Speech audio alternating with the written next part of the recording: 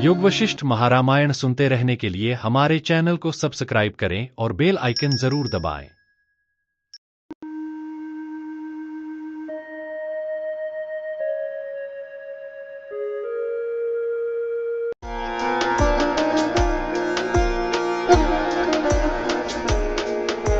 योग वशिष्ठ महारामायण सर्ग 47 स्थिति प्रकरण।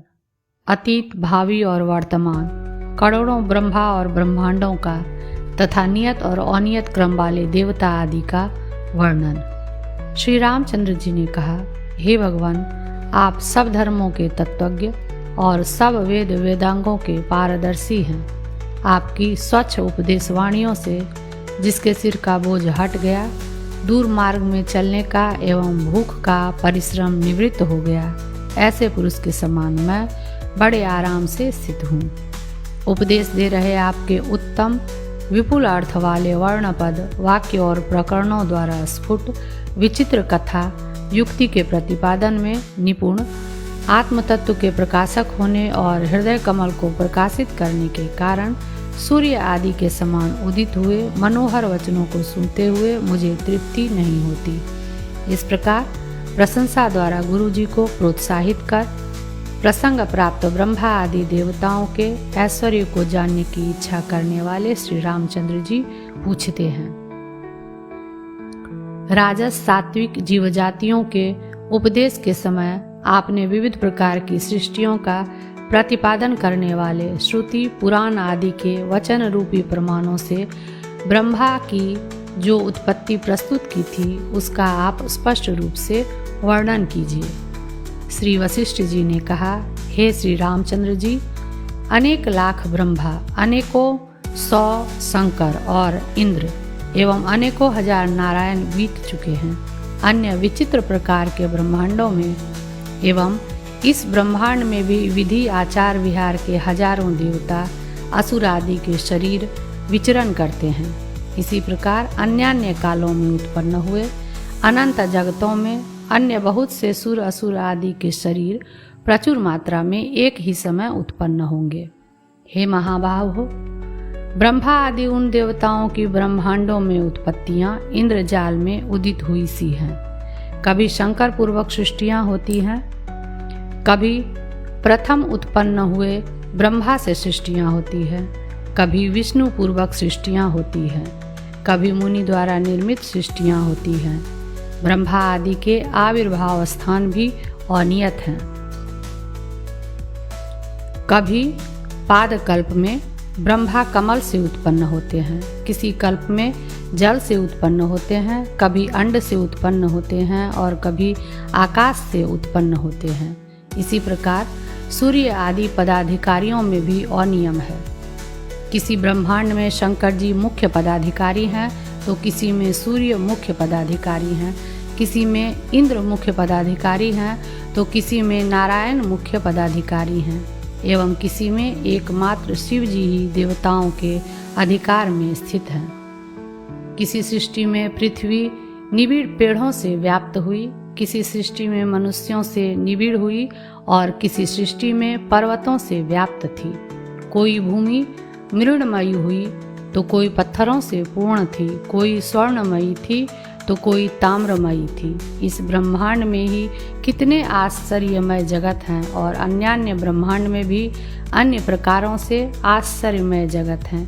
किन्हीं जगतों में केवल मात्र सूर्य आदि के तुल्य प्रकाश है, तो कोई प्रकाश रहित भी है। इस ब्रह्म तत्व महाकाश में अनंत जगत सागर की तरंगों के समान उत्पन्न होते हैं और लीन होते हैं। जैसे सागर में तरंग उत्पन्न होते हैं, जैसे मरुभूमि में मृग जल उत्पन्न होता है, जैसे आम में बौर उत्पन्न होते हैं, वैसे ही पर ब्रह्म में विश्व की संपत्तियां उत्पन्न होती हैं। भले ही सूर्य की किरणों में चंचल त्रस रेणु गिने जा सकते हैं, पर ब्रह्म में चंचल ब्रह्मांडों के समूह नहीं गिने जा सकते। जैसे वर्षा आदि ऋतुओं में बहुत से मच्छर आदि के समूह उत्पन्न होकर नष्ट हो जाते हैं, वैसे ही ये लोक सृष्टियाँ उत्पन्न होकर नष्ट हो जाती हैं। उन सृष्टियों के प्रवाह की अनादिता को कहते हैं। किस समय से लेकर ये नित्य उत्पन्न और विनष्ट होने वाली सृष्टि परंपराएं प्राप्त हुई, यह नहीं जाना जा सकता। अनादिकाल से सृष्टि परंपराएं तरंगों के समान निरंतर स्फुरित होती हैं। पूर्व से पहले ये थी और वैसे ही उससे भी पहले विद्यमान थी। देवता, असुर और देवताओं से युक्त ये सब भूत जातियाँ नदी की तरंगों की रीति से ही उत्पन्न होकर लीन हो जाती हैं। जैसे यह ब्रह्मांड है, वैसे ही जो हजारों ब्रह्मांड परंपराएं हैं, वे जैसे वर्षों में हजारों घड़ियां छीन हो जाती हैं, वैसे ही छीन हो गई हैं। और अन्य ब्रह्मांड पंक्तियां इस समय भी ब्रह्मोपलब्धि का स्थान होने से ब्रह्म पुरुष शरीर के एक स्थान में स्थित अत्यंत विस्तीर्ण ब्रह्म में वर्तमान शरीर वाली विद्यमान है। अतएव अस्मिन् द्यावा पृथ्वी अंतरेव समाहिते, इस शरीर में आकाश और पृथ्वी भीतर ही समाहित हैं इत्यादि श्रुति है। ब्रह्मपुर से उपलक्षित हृदय आकाश की शोभा रूप ब्रह्म निर्मित अन्य ब्रह्मांड परंपराएं जैसे ध्वनि के भेद आकाश में हो होकर नष्ट हो जाते हैं, वैसे ही हो करके फिर ब्रह्म में नष्ट हो जाती हैं। अन्य सृष्टि परंपराएं जो कि आगे होगी, जैसे मिट्टी की राशि में घड़े स्थित हैं, जैसे अंकुर में पल्लव रहते हैं, वैसे ही ब्रह्म में स्थित है। जब तक तत्व ज्ञान से देखी जा रही ये कुछ भी नहीं है, ऐसा बात होता है, उससे पहले तक विपुल आकार वाले विकारों से युक्त ये त्रिभुवन शोभाएं चिदाकाश में होंगी। मूर्खों से अध्यस्त और विस्तार को प्राप्त की जा रही आकाश लताओं की तरह आविर्भूत और तिरोभूत होती हुई ये त्रिभुवन शोभाएं न तो सत्य हैं और न असत्य ही हैं।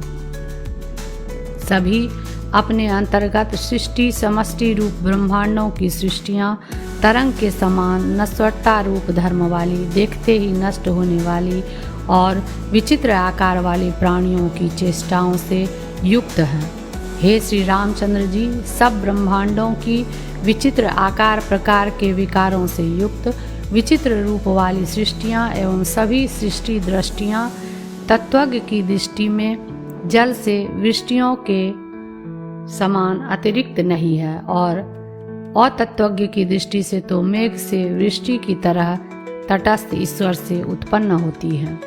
परमार्थ दृष्टि से तो अज्ञ व तत्ववेत्ता सबकी दृष्टि से सब सृष्टियाँ जैसे जड़ों द्वारा खींचे गए द्रव रूप भूमि के जल को धारण करने वाली नाड़ियाँ, त्वचा, पत्र, कांटे आदि सेमर से अतिरिक्त नहीं है, वैसे ही ब्रह्म से अतिरिक्त नहीं है।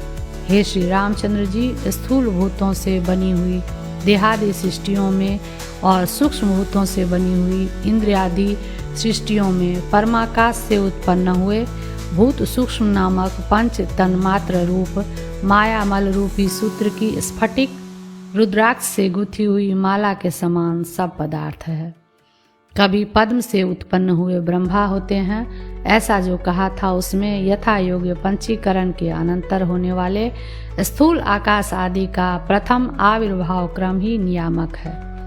कभी आकाश पहले स्थूलता रूप से स्थिति को प्राप्त होता है, उससे ब्रह्मा उत्पन्न होते हैं, इसलिए आकाशज प्रजापति कहे जाते हैं। कभी वायु पहले स्थूलता से स्थिति को प्राप्त होता है, उससे ब्रह्मा उत्पन्न होते हैं, इसलिए वे वायु प्रजापति कहे जाते हैं। कभी तेज पहले स्थूलता रूप से स्थिति को प्राप्त होता है, उससे सृष्टिकर्ता ब्रह्मा उत्पन्न होते हैं, इसलिए वे तेजस प्रजापति कहे जाते हैं। कभी जल पहले स्थूलता रूप से स्थिति को प्राप्त होता है, उससे ब्रह्मा उत्पन्न होते हैं, इसलिए वे जलज प्रजापति कहे जाते हैं। कभी पृथ्वी पहले स्थूलता को प्राप्त होती है, उससे ब्रह्मा उत्पन्न होते हैं, इसलिए वे पार्थिव ब्रह्मा कहे जाते हैं। अब उक्त आकाश आदि के एक एक करके प्रथम आविर्भाव में युक्ति कहते हैं। इन चारों भूतों को अपने अंश को बढ़ाने से तिरोहित साकर पांचवा जो ही भूत जब बढ़ता है, तब उससे उत्पन्न हुए ये ब्रह्मा उसके अनंतर होने वाली जगत की सृष्टि क्रिया को करते हैं। सभी पंचभूतों के कार्य हैं, इसलिए सब में पंचात्मकता होने पर उनसे उत्पन्न हुए प्रजापति में एक भूत से उत्पन्न हुए हैं, ऐसा व्यवहार कैसे? ऐसी यदि कोई शंका करे तो उक्त भूत का अधिक अंश होने से उसमें एक भूत जत्व का व्यवपदेश होता है, ऐसा कहते हैं। किसी समय जल के अथवा वायु के या तेज के अधिक भाग होने पर तदुपाधिक प्रजापति पूर्ण उपासना के अनुसारी स्वभाव से वासित होकर जलज, वायुज, तेजस इत्यादि आकार से अकस्मात स्वयं संपन्न हो जाता है। उसके देहा अवयवों से सृष्टि की प्रवृत्ति दिखाते हैं। इसके अनंतर कभी उसके मुंह से, कभी चरण से, कभी उसके अग्रभाग से, कभी पीठ से, कभी नेत्रों से और कभी बाहुओं से ब्राह्मण आदि शब्द अपने अर्थों के साथ यथा योग्य उत्पन्न होते हैं। अतएव ब्राह्मणों अस्य मुखमासीत ऐसी श्रुति है। कभी नारायण नामक पुरुष की नाभि में कमल उत्पन्न होता है, उसमें ब्रह्मा वृद्धि को प्राप्त होता है। कमल में जन्म होने के कारण वह पद्मज कहा जाता है। सदरूप से विद्यमान उसकी सत से ही उत्पत्ति कैसे हो सकती है, यूं पूछ रहे श्री रामचंद्र जी के प्रति कहते हैं, मिथ्या ही इस चक्र की रचना करने वाली चंचल जल की भौरी के समान सुंदर या भ्रांति के स्वप्न और मनोराज्य के समान माया है। यदि सत्पुरुष का अपने नाभि कमल में जन्म नहीं हो सकता है तो इस असंग अद्वितीय ब्रह्म में आपका यह जगद रूप द्वैत कैसे हुआ, इसे आप बतलाइए। सदरूप से विद्यमान सत का जन्म कैसे हो सकता है? आपका यह प्रश्न बालक के मनोराज्य प्रश्न के समान ही है। भाव यह है कि क्या कहीं बालक का मनोराज्य भी प्रश्न का विषय हो सकता है? पद्मज की उत्पत्ति के समान व्योमज की उत्पत्ति भी मन की औचित्य रचना शक्ति का अवलंबन करके ही होती है, यूं समर्थन करते हैं। किसी समय शुद्ध आकाश में मन की शक्ति से स्वर्ण का ब्रह्मांड अपने आप उत्पन्न होता है, जिसके गर्भ में ब्रह्मा रहते हैं। कभी परम पुरुष जल में बीज की सृष्टि करता है, उससे पद्म, भूकमल अथवा विशाल ब्रह्मांड उत्पन्न होता है, उससे ब्रह्मा उत्पन्न होते हैं। कभी पहले कल्प में सूर्य के अधिकार पर स्थित इस कल्प में ब्रह्मा होते हैं, कभी पूर्व कल्प में वरुण के अधिकार पर स्थित इस कल्प में ब्रह्मा होता है और कभी पूर्व कल्प में वायु के अधिकार पर स्थित इस कल्प में ब्रह्मा होते हैं। हे श्री रामचंद्र जी, इस प्रकार प्रत्येक आत्मा में अविद्यमान इस विचित्र सृष्टियों में ब्रह्मा की बहुत सी विचित्र उत्पत्तियां बीत चुकी हैं। एक का यह वर्णन स्थाली पुलाक न्याय से अन्यान्य सृष्टियों के भी दृष्टांत के लिए है, ऐसा कहते हैं। एक प्रजापति की उत्पत्ति सृष्टि के दृष्टांत के लिए मैंने आपसे कही, उसमें कहीं पर नियम नहीं है। यह संसार मन का विलास मात्र है, यह सिद्धांत है। आपके सम्यक ज्ञान के लिए मैंने यह सृष्टि क्रम कहा है। पूर्व वर्णित सात्विक, राजस आदि जीव जाति भेद भी दृष्टांतार्थ ही कहे गए हैं। सात्विकी आदि जीव जातियां भी इस प्रकार उत्पन्न हुई है, यह कहने के लिए ही यह सृष्टि क्रम आपसे कहा गया है। जब तक इस मन का समूलोन्मूलन नहीं किया जाता तब तक संसार परंपरा का कभी विराम नहीं होता, यह दर्शाते हैं। फिर सृष्टि, फिर नाश, फिर दुख, फिर सुख, फिर अज्ञानी, फिर ज्ञानी, फिर बंध और मोक्ष की अस्तित्व कल्पना होती है। फिर वर्तमान और आगामी प्रियजनों में तथा अतीत प्रियजनों में स्नेह दृष्टियाँ जो सृष्टि करने वाली है, उजाला करने वाले दीपों के समान पुनः पुनः शांत होती है, पुनः पुनः उत्पन्न होती है।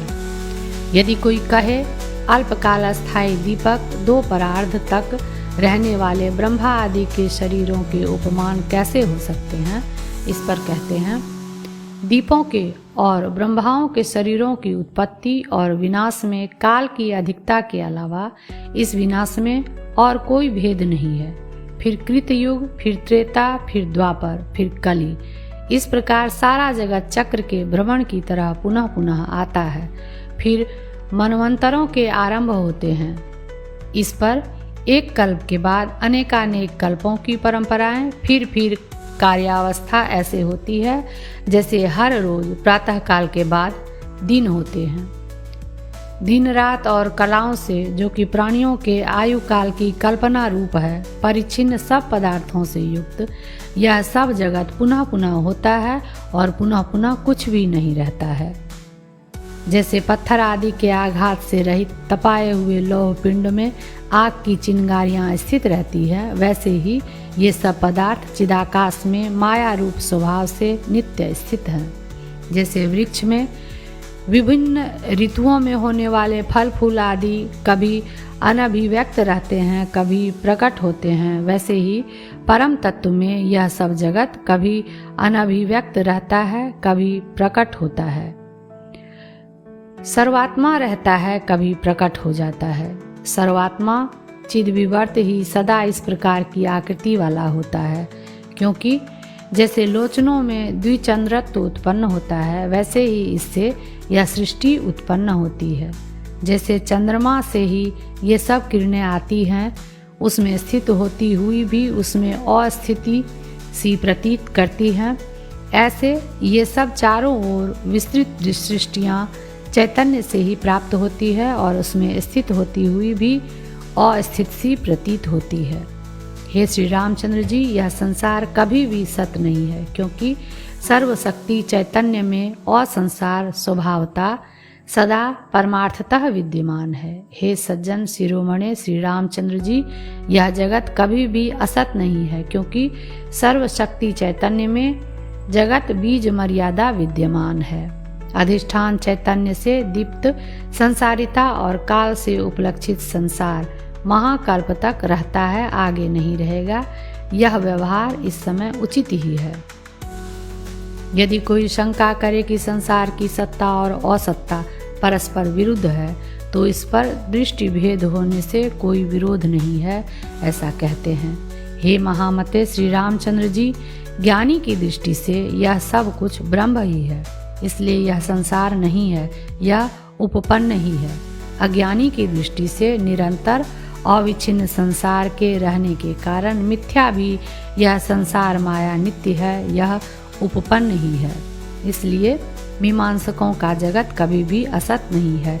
इस प्रकार जगत प्रवाह नित्य है, यह व्यवहार भी उपपन्न होता है। हे रघुनंदन श्री रामचंद्र जी, बार बार होने के कारण यह जगत कभी भी असत नहीं है, ऐसा जो मीमांसकों ने कहा है वह भी पूर्वोक्त दृष्टि से असत्य नहीं है, क्योंकि वह उनके अभिष्ट कर्म कांड के प्रमाण्य का उपादक है। अज्ञानियों की दृष्टियों के विचित्र होने के कारण बुद्ध आदि द्वारा अपनी अपनी प्रक्रिया के निर्वाह के लिए कल्पित क्षणिक परमाणु आदि व्यवहार भी उक्त दृष्टि से उपपन्न होते ही हैं। दिशाओं में उदित हुए विनाशी बिजली आदि सदा क्षण भंगुर स्वभाव वाले देखे गए हैं, क्योंकि वैसी ही सर्वत्र लोगों ने कल्पना की है, उसी के अनुसार यह संपूर्ण जगत विनाशी है। यह बात क्या उपपन्न नहीं हो सकती? इसी प्रकार चंद्रमा और सूर्य के तेज प्रकाश से युक्त दिशाओं में पर्वत, भूमि, समुद्र आदि की स्थिरता देखने से जगत अपनी सत्ता से सदा सत्य ही है। इस प्रकार की सांख्य आदि की कल्पना भी उपपन्न होती है। सभी जगह जिनमें चंद्रमा और सूर्य उदित हुए हैं, ऐसी दिशाएं सर्वत्र स्थिर और निश्चल दिखाई देती है। इसलिए सारा जगत अविनाशी है, यह कथन भी सत्य सा है। ऐसा कोई संकल्प कल्पनाओं का समूह नहीं है जो सर्वव्यापक अद्वितीय नाम रूप रहित परम तत्व में उत्पन्न न हो। प्रसंगतः प्राप्त सब पदार्थों की उत्पत्ति की उपपत्ति कर प्रस्तुत सृष्टि के बार बार होने का वर्णन करते हैं। यह सब दृश्य पुनः पुनः होता है। जन्म और मरण फिर फिर होते हैं, फिर सुख होता है, फिर दुख होता है, फिर कारण और कर्म होते हैं, फिर दिशाएं होती हैं, फिर आकाश होता है, फिर सागर और पर्वत होते हैं। जैसे खिड़की वाले घरों में एक ही सूर्य की प्रभा फिर अनेकों तरह से प्राप्त होती है, वैसे ही बार बार यह सृष्टि नाना रूप से होती है। फिर दैत्य होते हैं, इधर देवता होते हैं, पुनः अन्यान्य लोकों का प्रसार होता है, पुनः स्वर्ग और अपवर्ग प्राप्त करने की चेष्टाएं होती हैं। पुनः इंद्र होते हैं, पुनः चंद्रमा होते हैं, नारायण देव का भी पुनः प्रादुर्भाव होता है, अनेक दानव भी पुनः उत्पन्न होते हैं। दिशाएं फिर चंचल और सुंदर चंद्रमा, सूर्य, वरुण और वायु के प्रसार से युक्त होती है। सुमेरु रूप कर्णिका से मनोहर, सह्याद्री रूपी केसर से सुशोभित, प्राणियों के पुण्य रूपी सुगंध से और भोग रूप मकरंद से भरी हुई अंतरिक्ष और पृथ्वी रूपी कमलनी फिर उत्पन्न होती है। सूर्य रूपी सिंह व्योम रूपी वन में आक्रमण कर किरण रूपी नखों से अंधकार रूपी गजघटाओं को छिन्न भिन्न करने के लिए फिर उदित होता है। चंद्र भी चंचल और सफेद मंजरियों के समान सुंदर, अपनी किरणों से दिशा रूपी वधु के मुख को कलंकित करने वाले और सब प्राणियों को सुख देने वाले अमृत का पुनः संचय करता है। पुण्य नाश रूपी वायु से उड़ाए गए पुण्यात्मा रूपी पुष्प समूह छत विक्षत शरीर होकर स्वर्ग रूपी वृक्ष से फिर इस लोक में गिरते हैं। सृष्टि काल रूपी कपिंजल पक्षी क्रिया रूपी पंखों से संसार निर्माण नामक कुछ घटपट रूप कार्य करके फिर चला जाता है। पूर्व इंद्र रूप भ्रमर के अपने अधिकार से निवृत्त होने पर नवीन तत् मनवंतर के अधिकारी अन्य देवताओं से सम्नद्ध ऐरावत में बैठकर अपर देवेंद्र रूपी भ्रमर पूर्व प्रदेशों से रहित स्वर्ग रूपी कमल में पुनः प्राप्त होता है। जैसे प्रलय काल का वायु अपने भीतर सो रहे भगवान विष्णु के साथ समुद्र को कलुषित कर देता है, वैसे ही सत्य युग से पवित्र काल को कली अधर्म पुनः दूषित करता है। काल रूपी कुम्हार से जिससे प्राणी रूपी सकोरे बनाए गए हैं, ऐसा कल्प नामक चक्र निरंतर वेग से घुमाया जाता है। शुभ स्थिति से रहित जगत जिसमें जिस विषय में पूर्व अभ्यास है उस विषय के अनुसार संकल्प है, सूखे हुए वन के समान फिर नीरसता को धर्म रसहीनता को प्राप्त होता है। सूर्य समूहों के उदय होने पर सूर्य समूह रूपी प्रदीप्त अग्नि से जिसमें अनंत शरीर जलाए गए हैं एवं सब प्राणियों की हड्डियों से परिपूर्ण जगत फिर स्मशान बन जाता है। कुलाचल के समान विपुल आकार वाले पुष्करावर्त नामक प्रलय काल के मेघों की वृष्टियों से जगत फिर एकमात्र सागरता को जिसमें नाच रहे संहार रुद्र ही सफेद होने के नाते विशाल फेन के ढेर से प्रतीत होते हैं, फिर जिसमें वायु और जल निश्चल हो जाता है एवं सब वस्तुओं से रिक्त जगत अपूर्व आकाश के समान शून्यता को प्राप्त होता है। समरस हृदय वाले आदिदेव कितने ही वर्षों तक जीर्ण शरीर से जीवन का अनुभव कर फिर अपनी आत्मा में लीन हो जाते हैं। फिर दूसरे समय में मन शून्य में गंधर्व नगर के समान उसी प्रकार जगतों का निर्माण करता है। फिर प्रलय होने के बाद सृष्टि समारंभ रूप सबकी उत्पत्ति होती है। हे श्री रामचंद्र जी, चक्र के समान फिर यह सब घूमता है। दीर्घ भ्रम रूप इस महामाया के आडंबर में यह सत्य है यह असत्य है, इस प्रकार निश्चय करने के योग्य क्या कोई वस्तु है जो यहाँ पर कही जाए। दासूर की आख्यायिका के समान यह संसार चक्र कल्पना से रचित आकार वाले तथा वस्तु शून्य है, वास्तविक नहीं है, जबकि यह जगत अज्ञान से उत्पन्न हुए अतएव दो चंद्रमाओं के भ्रम के तुल्य विकल्पों से निरंतर व्याप्त है। अविद्यमान कर्ता से ही इसकी रचना हुई है एवं अधिष्ठान रूप ब्रह्म का इसने अनुसरण कर रखा है। तो यहाँ पर आपकी विमूढ़ता किस कारण से उत्पन्न हुई है? भाव यह है कि जिस निमित्त को आप देखते हैं वह है ही नहीं और जो परमार्थतः है वह अभय ब्रह्म ही है, इसलिए आपको बिना किसी निमित्त के यह मोह होना उचित नहीं है। 47वां सर्ग समाप्त।